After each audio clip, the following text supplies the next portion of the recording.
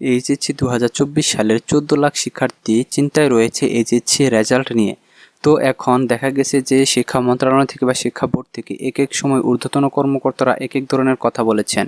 তো শিক্ষার্থীরা তাদের কথা অনুযায়ী তাদের রেজাল্ট দেওয়ার যে তারা সিদ্ধান্তগুলো জানিয়েছে সেটা থেকে কিন্তু শিক্ষার্থীরা বলেছেন যে তাদের সাথে বৈষম্য করা হবে এরকমভাবে রেজাল্ট প্রকাশ হলে।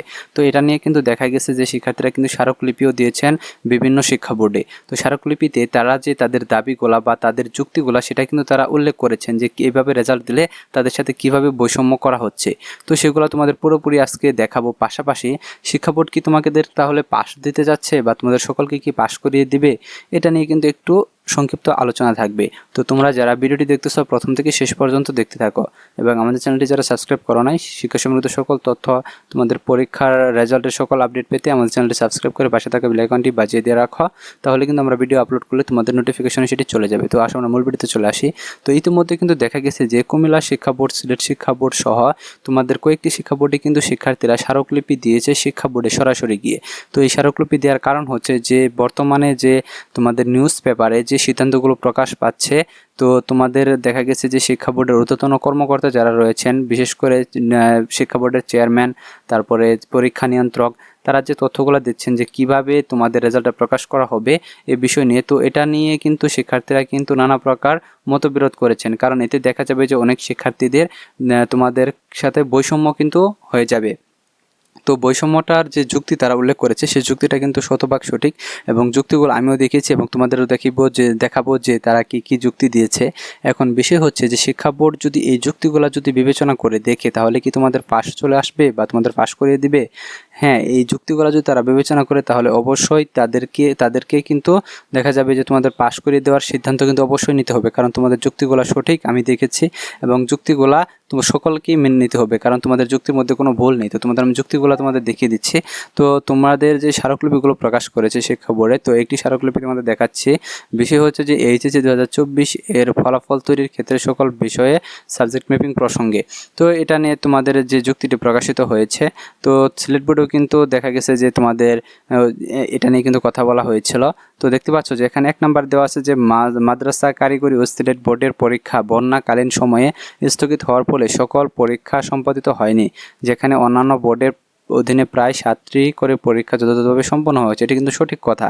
তাহলে এখানে কিন্তু তোমাদের দেখা যাবে যে রেজাল্টে কিন্তু বৈষম্য হবে, এটা কিন্তু 100% শিওর অটো প্রমোশন বা সাবজেক্ট ম্যাপিং করে আসলে।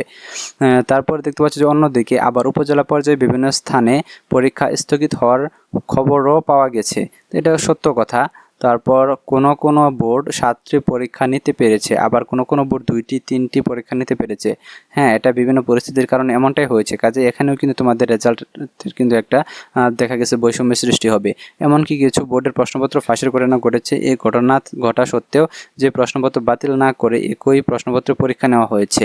হ্যাঁ, এটাও কিন্তু হয়েছে, কারণ দেখা গেছে যে প্রশ্নপত্র পুড়ে গিয়েছিল, এরকম তথ্য পাওয়া গিয়েছিল।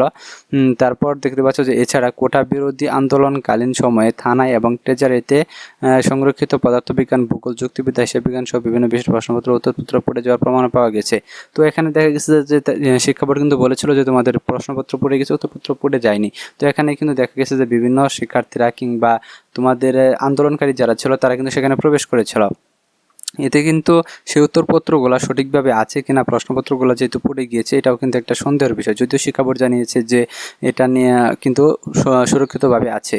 তো তাই দেখতে পাচ্ছ যে এখানে তাই বলা যায় যে এই সকল অবস্থার কারণে বিভিন্ন বোর্ডের পরীক্ষার্থীদের প্রদত্ত পরীক্ষা অসম ছিল, তাই কোনো শিক্ষার্থীর প্রতি বৈষম্য না করে সবার মাঝে সমতা বজায় রেখে ফলাফল প্রস্তুত করা অত্যন্ত জরুরি। সেজন্য সকল শিক্ষার্থীকে পাস সুনিশ্চিত করে ফলাফল প্রস্তুত করার আহ্বান জানাচ্ছি। তো এরকমভাবে তোমাদের যে কয়টি শিক্ষা বোর্ড রয়েছে প্রত্যেকটা শিক্ষা বোর্ডে এখন পর্যন্ত দেওয়া হয়নি। তো তোমাদের কয়েকটা শিক্ষা বোর্ডে কিন্তু শিক্ষার্থীরা স্মারকলিপি দিয়েছে। তো তাদের স্মারকলিপিতে তারা যে যুক্তিগুলো, যে দাবিগুলো তারা উত্থাপন করেছে সেগুলো কিন্তু শতভাগ সঠিক এবং সত্য। কারণ দেখা গেছে যে কোনো শিক্ষা বোর্ডে কিন্তু দেখা গেছে কয়েকটি পরীক্ষা সম্পন্ন হয়েছে, 4টি পরীক্ষা, 5টি পরীক্ষা, আবার সারা বাংলাদেশে কিন্তু মোটামুটি 7টি পরীক্ষা কিন্তু অনুষ্ঠিত হয়েছে। অনেক শিক্ষা বোর্ডে দেখা যায় যে বিভিন্ন সমস্যার কারণে পরীক্ষা কম অনুষ্ঠিত হয়েছে। তাহলে এখন ওই সাবজেক্টগুলোতে যদি যারা পরীক্ষা দিয়েছে যেসব শিক্ষা বোর্ডে পরীক্ষা হয়েছে তারা যদি ফেল করে অন্য শিক্ষা বোর্ডের শিক্ষার্থীরা কিন্তু পাস করবে, কারণ তাদের পরীক্ষাটা হয় নাই, তাদেরটা সাবজেক্ট ম্যাপিং করা হবে। এখানে কিন্তু একটা বিশাল বৈষম্য কিন্তু সৃষ্টি হচ্ছে। তো এই ধরনের বৈষম্যের কারণে কিন্তু শিক্ষার্থীরা এই সাবজেক্ট ম্যাপিং রেজাল্টে কিন্তু রাজি না। তাই তারা কিন্তু এগুলা কিন্তু দাবিগুলো উত্থাপন করেছে যাতে সকলকে পাস দিয়ে একটি রেজাল্ট প্রস্তুত করা হোক। তো এটা নিয়ে কিন্তু দেখা যাবে যে শিক্ষা মন্ত্রণালয় বা শিক্ষা বোর্ড অতি শীঘ্রই কিন্তু একটি সিদ্ধান্ত নেবে। আরেকটি বিষয় হচ্ছে তোমাদের এখন পর্যন্ত কিন্তু শিক্ষা বোর্ড থেকে চূড়ান্ত সিদ্ধান্ত কিন্তু এখন পর্যন্ত তারা দিতে পারেনি। তো ইতিমধ্যে কিন্তু যে কমিটি গঠন করা হয়েছে সেই কমিটি কিন্তু এখনও যাচাই বাছাই করতেছে।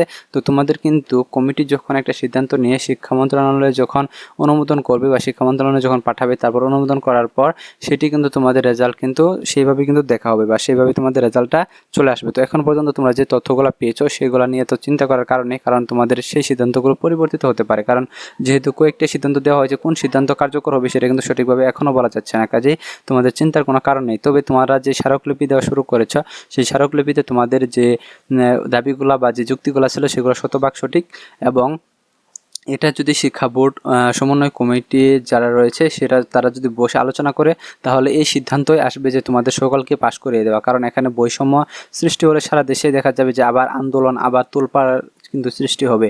ইতিমধ্যে কিন্তু আন্দোলন করে কিন্তু তোমরা কিন্তু এসএসসি পরীক্ষাটা বাতিল করে সাবজেক্ট ম্যাপিংয়ে কিন্তু নিয়ে এসেছো। তো আবার নতুন করে যদি আন্দোলনে যদি নামতে হয় তাহলে দেখা যাবে দেশে একটা বিশৃঙ্খলা সৃষ্টি হবে। কাজে সব দিক থেকে বিবেচনা করে কিন্তু শিক্ষা বোর্ড, শিক্ষা মন্ত্রণালয় বা সরকার তোমাদের সকলকে কিন্তু পাশ করে দিবে আশা করা যাচ্ছে। তো তোমরা চিন্তা না করে তোমরা দেখতে থাকো যে তোমাদের পরবর্তী আপডেট কি আসে। তো নতুন আপডেট আসার সাথে সাথে কিন্তু আমি ভিডিওর মাধ্যমে কিন্তু তোমাদের জানিয়ে দেবো। তো তোমরা যারা এখন আমাদের চ্যানেলটি সাবস্ক্রাইব করো না, আমাদের চ্যানেলটি সাবস্ক্রাইব করে আমাদের সাথে যুক্ত হয়ে যাও। ধন্যবাদ সকলকে।